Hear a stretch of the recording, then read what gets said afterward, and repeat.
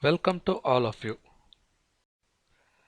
In this lecture, we are making a continuation with respect to properties of DFT, under which we are going to study the circular frequency shift, also known as multiplication by exponential in time domain, DFT of a complex conjugate sequence, then time reversal, also known as circular folding. So let us start one after the another.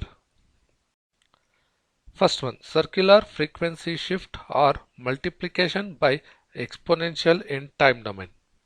Let us go through the statement of it. If DFT of x of n is equal to x of k, then DFT of omega n minus ln into x of n will be equal to x of k minus l with respect to n. Let us go through the proof of it. So let us start with the DFT expression. X of k is equal to summation n is equal to 0 to n minus 1 x of n omega n nk for all the values of k running from 0 to n minus 1. So just make a comparison of this DFT expression with what we need to have at the end. By this comparison, we can just make one identification that in place of x of k, we need to have x of k minus l with respect to n. Therefore, first substitution that we have to make for this is let k is equal to k minus l. So substituting this in this expression, we are going to get x of k minus l is equal to summation n is equal to 0 to n minus 1 x of n omega n into k minus l. Now expand the twiddle factor. By expanding the twiddle factor, we are going to have summation n is equal to 0 to n minus 1 x of n omega n minus nl omega n nk we are going to have. Now on the left hand side, since the frequency shift is always circular in nature, we can write this left hand side as x of k minus l with respect to n. And now observing the right hand side, if we consider only summation n is equal to 0 to n minus 1 x of n into omega n nk, we can call that as DFT of x of n. We can simply call that as DFT of x of n. But there is one more term, that is omega n minus nl. There is one more term we are going to have. Now we can call this as DFT of x of n multiplied with this twiddle factor. So that is what has been written over here. DFT of x of n into omega n minus ln. The positions of this n and l has been interchanged. This doesn't make any differences with respect to this twiddle factor representation. So omega n minus ln. So finally what we require to have is, so this DFT of, taken to the left hand side, DFT of x of n into omega n minus ln will be equal to this x of k minus l with respect to n. Now let us go through a problem related to circular frequency shift. The statement of the problem: compute 4-point DFT of the sequence x of n is equal to 1010. Also find y of n of y of k is equal to x of k minus 2 with respect to 4. So in the solution part, we need to identify two parts. One is the DFT calculation. Second one is given y of k, we need to calculate y of n. So these two solutions we need to identify. Now getting into the solution part, x of k, first the DFT has to be calculated. Therefore x of k is equal to summation n is equal to 0 to n minus 1 x of n omega n nk for all the values of k from 0 to n minus 1. Now 4 values are being given with respect to x of n, so we can go for the matrix relation of the DFT for the calculation. So matrix relation of the DFT is defined, the values are substituted and the result has been calculated. So final x of k will be equal to 2020. So first part we have calculated. The second part we need to calculate, given y of k, we need to calculate y of n. For this calculation we need to apply the property of the DFT. Now getting into the second part, given y of k is equal to x of k minus 2 with respect to 4, we need to calculate y of n. So to get the y of n, we are going to apply IDFT on both sides. So by applying IDFT on both sides, we get IDFT of y of k is equal to IDFT of x of k minus 2 with respect to 4. IDFT of y of k is straightforward, it is y of n, and this IDFT of this x of k minus 2 with respect to 4, we need to take this from the circular shift property. So that is what we are going to have the property representation over here. This is what we have derived. This is what we have derived. By applying IDFT on both sides of this property, we are going to get this representation. Now the right hand side of this representation is matching with respect to this right hand side of what has been written over here. Therefore, instead of writing it as IDFT of so and so, we can simply write in terms of x of n and the Tweedale factor. And we also need to identify the value of L, that is in comparison we can say value of L is equal to 2 and length of the sequence that is given as 4, so that capital letter N value becomes 4. Therefore, writing this in terms of Tweedale factor and x of n by using the properties of DFT, we have discussed that property, we are going to get this one, y of n is equal to x of n into omega 4 minus 2n. This 2 is nothing but the value of L that we have derived from what the data has been given in the question. Once we got this much, now identifying the sequence y of n is quite simple. Keep substituting the value of n from 0 to 3, we will get the answer for this. That is what is being done over here. At n is equal to 0, y of 0 is equal to x of 0 into omega 4 minus 2. In place of n, we have substituted 0. Its value is equal to 1. X of 0, that is equal to 1. You can just observe over here. X of 0 is equal to 1. Tweedale factor value will also become equal to 1. 1 into 1, we are going to get 1.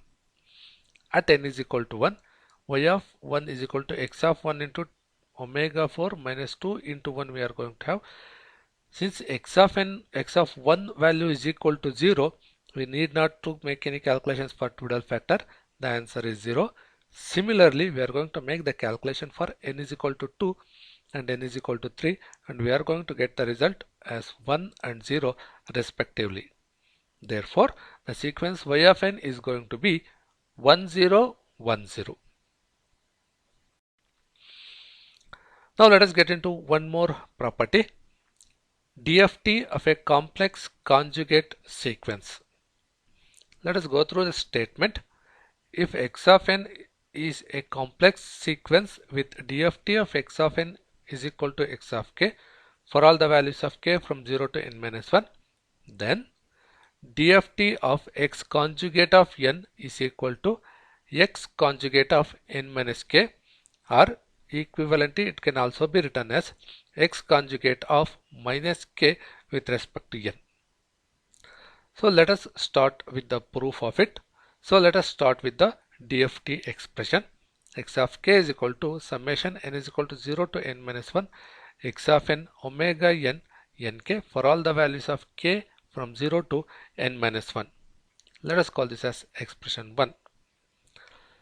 Now apply conjugate, that is a complex conjugate, on both sides, and remember the input sequence x of n in this case can be a complex sequence.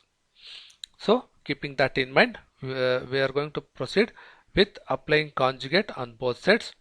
We get this one, x conjugate of k is equal to summation n is equal to 0 to n minus 1 x conjugate of n and Tweedale factor whole conjugate we are going to have.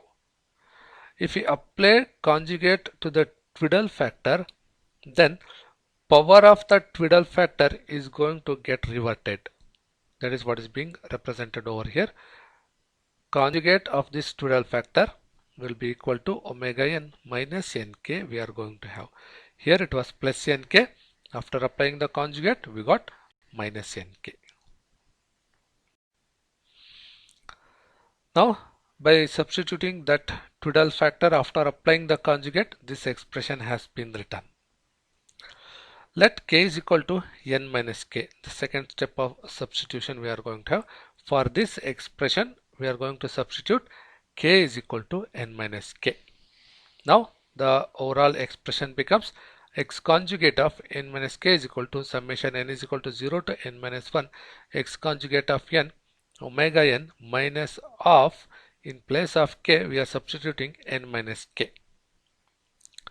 Now, keeping the left hand side as it is, expand this Twiddle factor. So after expanding the Twiddle factor, this is what we are going to get. Everything else remains as it is.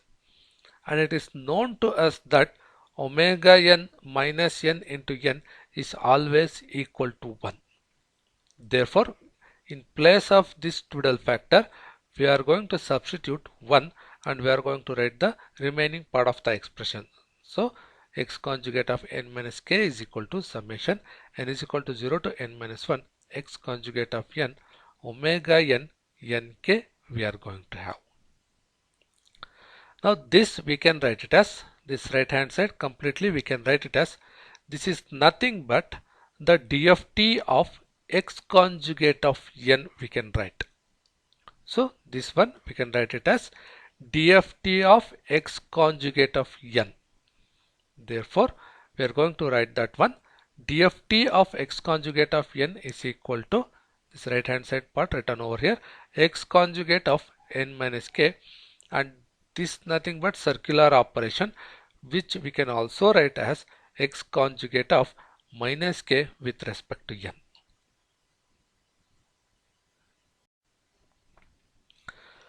Now getting into the one more property, that is time reversal, also known as the circular folding. Now let us go through the statement of the property. If DFT of x of n is equal to x of k, then DFT of x of minus n with respect to n is equal to x of minus k with respect to n. So this part can also be written as DFT of x of n minus n is equal to x of n minus k. So circular in nature. So that's why we can also write like this. Now getting into the proof. So let us start from the DFT expression. That is x of k is equal to, we can also call it as DFT of x of n, that is equal to summation n is equal to 0 to n minus 1 x of n omega n nk for all the values of k running from 0 to n minus 1. Let us make the substitution. Let n is equal to n minus n. So we are going to get x of, so I'm not taking this x of k part, continuing with the DFT of part. So DFT of x of n minus n, we are going to get that as x of n minus n omega n nk we are going to have. So that means in general we can say that in place of x of n, I am considering x of n minus n. Therefore here x of n has got changed to x of n minus n. Therefore on the corresponding right hand side, x of n has got changed to x of n minus n. So now we also need to take care that there are other positions where n is present, that is in the summation there is n and also in the Twiddle factor there is n. So we have to take care of that also. Therefore we are going to make one substitution. So let us change the index from n to m is equal to n minus n. So we are just trying to make some simplification for this representation, for particularly this right hand side representation. Instead of x of n minus n, we are just going to call this as m and we are going to consider this as x of m.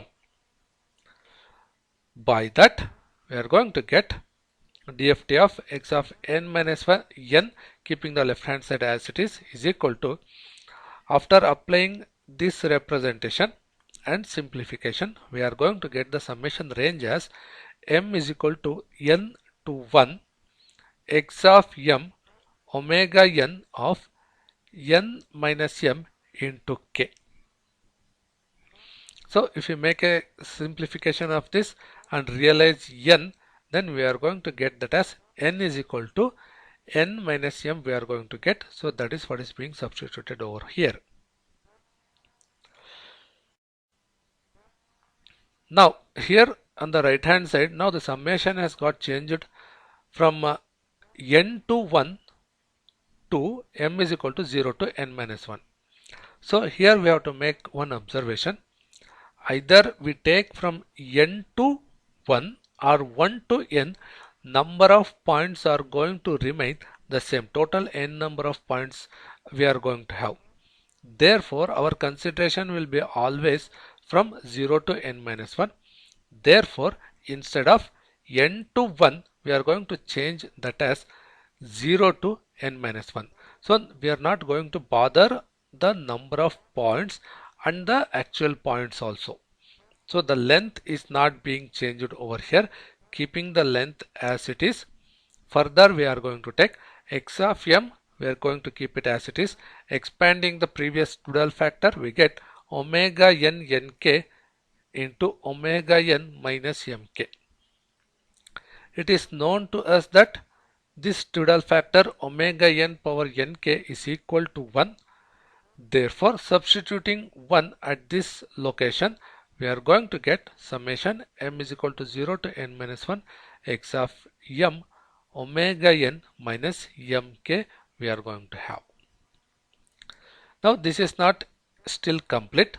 Therefore, what we are going to do is we are going to multiply on both sides by omega n nm, which will be equal to 1, because it is known to us that in any case, if in the dual factor, if n is present here and in the power also n is present here, then its complete value will be always equal to 1.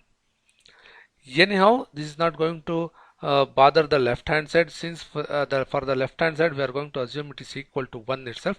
Therefore, it is not going to be shown on the left hand side, and it is much required on the right hand side. Therefore, it is being taken in the right hand side. Now these two dual factors can be clubbed together to represent one dual factor with necessary common factors. That is being done over here. That is summation m is equal to 0 to n minus 1 x of m omega n. M is a common factor in both of these two dual factor powers. Therefore, m is taken as common factor. Within bracket n minus k is represented. Now this complete we can clearly represent as DFT of x of n minus n we can represent. Sorry, x of n minus k we can call this as. Therefore, left hand side we are retaining it as it is DFT of x of n minus n. I am going to retain as it is. Right hand side, now we can represent this one completely as x of n minus k. Why here n minus k we are going to get? So dual factor, if power is k present over here, we call that as x of k. Now in the place of k we are having n minus k. Therefore, we must take as n minus k. So that can also be represented equivalently as DFT of x of minus n with respect to n will be equal to x of minus k with respect to n. Thanks for joining.